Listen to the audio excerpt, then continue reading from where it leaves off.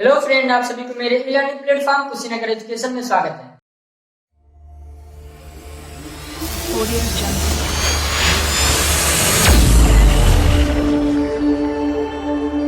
Audio Jungle.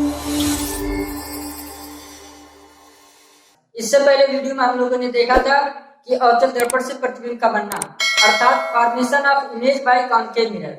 तो उसमें 6 case है, जिसमें से हम लोग 3 केस पर डिस्कशन कर लिए थे, बाकी 3 केस बचे हुए थे। इससे पहले वाला वीडियो यदि आप लोगों ने नहीं देखा है तो लिंक डिस्क्रिप्शन में दिया, आप लोग जाके देख सकते हैं। तो हम लोग केस 4 से स्टार्ट करते हैं। केस 4 हमारा था जब वस्तु वक्रता केंद्र तथा मुख्य फोकस के बीच में हो।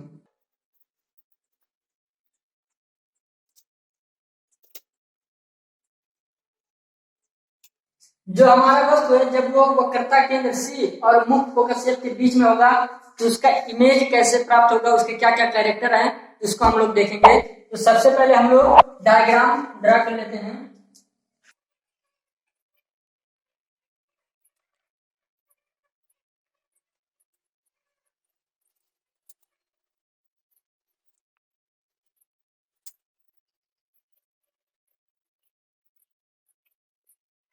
यहाँ पे हम देख रहे हैं कि M1 M2 एक कॉनकेव मिरर है और यहाँ पे P उसका ध्रुव कोण है और मुख्य फोकस F और C वक्रता केंद्र है।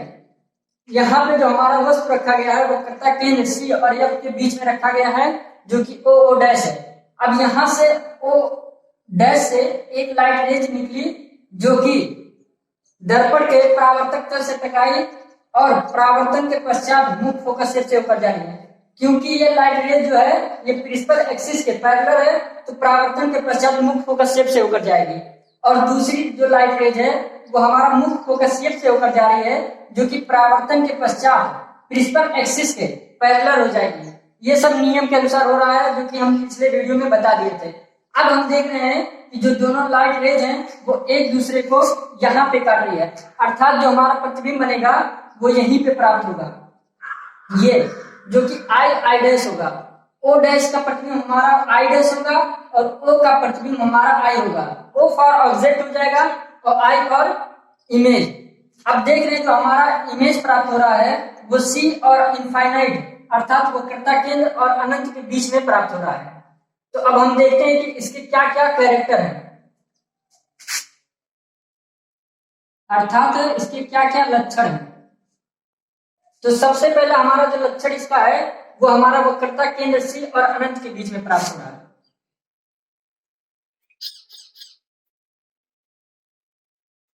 बीच में प्राप्त हो रहा है। और दूसरा हमारा जो है वो देख रहे हैं कि जो वस्तु है हमारा और प्रतिबिंब का जो आकार है वो इससे वस्तु से बड़ा है, अर्थात हम कह सकते हैं प्रतिबिंब का जो आकार हो रहा प्राप्त हो रहा है वो हमारा वस्तु से बड़ा है।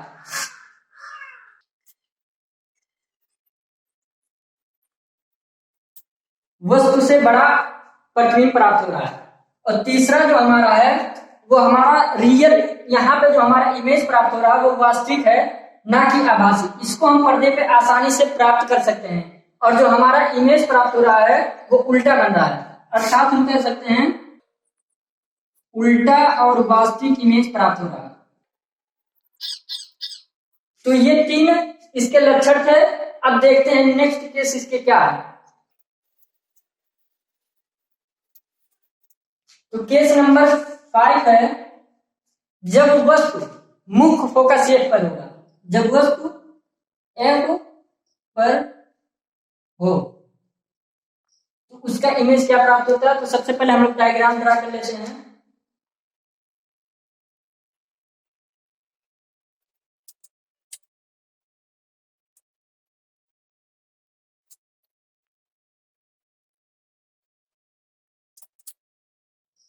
अब हम यहाँ देख रहे हैं जो हमारा वस्तु रखा गया है वो मुख्य फोकस पे रखा गया है, जो कि ओ डैश है।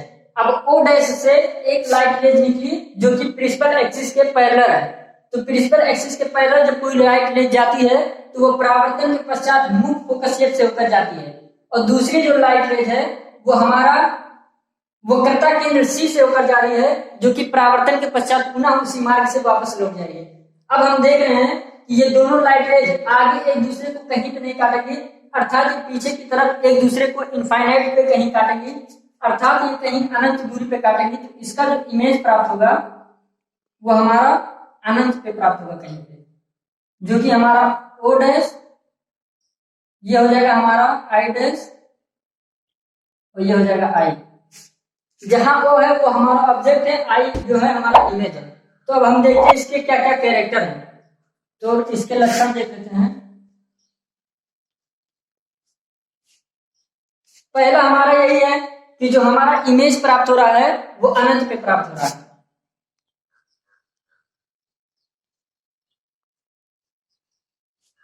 इनफाइनाइट दूरी पे प्राप्त हो रहा है। और दूसरा जो हमारा इमेज प्राप्त हो रहा है वो वस्तु से बहुत बड़ा प्राप्त हो रहा है, और हमारा जो इमेज प्राप्त हो रहा है वो वास्तविक प्राप्त हो रहा है।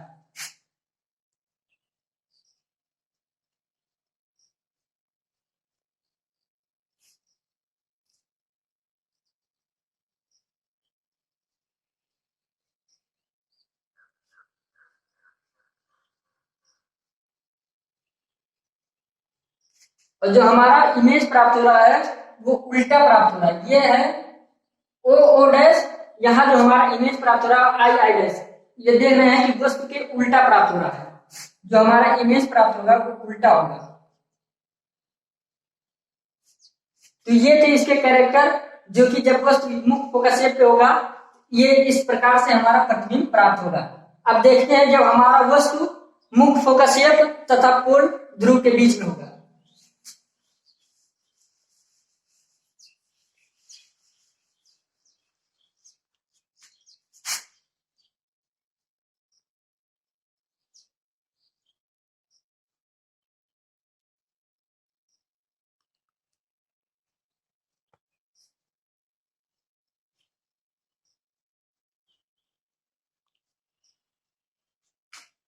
तो सबसे पहले हम इसका एक फिगर ड्रा कर लेते हैं।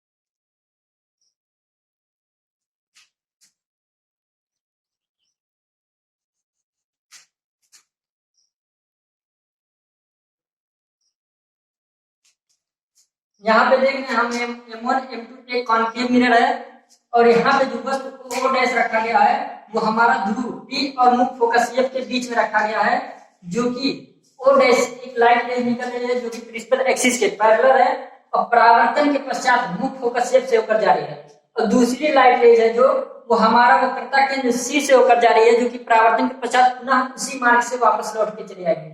ये सब नियम के अनुसार हो रहा है। तो हम देख रहे हैं पीछे ये दोनों लाइट रेज एक दूसरे को नहीं काट रहे हैं क्योंकि ये कन्वर्जेंट हो रही है, और यहाँ पे एक दूसरे को आगे की तरफ काटेंगे। यहाँ इसका इमेज प्राप्त होगा जो कि वास्तविक प्राप्त ना होकर आभासी इमेज प्राप्त होगा, जो कि ये हो जाएगा हमारा आई डैश, ये हो जाएगा आई। अब इसके क्या क्या कैरेक्टर हैं इसको हम लोग देखते हैं। यहाँ जो हमारा इमेज प्राप्त हो रहा है वो हमारा आभासी इमेज प्राप्त हो रहा है, अर्थात वर्चुअल इमेज प्राप्त हो रहा है। और दूसरा हमारा जो है इमेज वो सीधा इमेज प्राप्त हो रहा है, जो कि वस्तु से बहुत बड़ा प्राप्त हो रहा है, सीधा इमेज प्राप्त हो रहा है और वस्तु से बड़ा। तो ये थे इसके लक्षण। तो ये इसमें 6 केस थे जो कि बहुत ही इंपॉर्टेंट है। इसमें से क्वेश्चन आते ही आते हैं। दे देगा कि एक ऐसे वस्तु का इमेज प्राप्त कीजिए जो कि मुख्य फोकस F और वक्रता केंद्र C के बीच में रखा गया है। कोई भी पोजीशन दे सकता है, उसका इमेज प्राप्त करने के लिए दे सकता है, फिगर ड्रा करके उसके क्या क्या कैरेक्टर है ये पूछ सकता है। तो ये 6 केस थे। इसमें हम लोग देख रहे हैं कि जब हम वस्तु को मुख्य फोकस शेप की तरफ ला रहे हैं तो इमेज जो है हमारा वो बड़ा प्राप्त होते जा रहा है।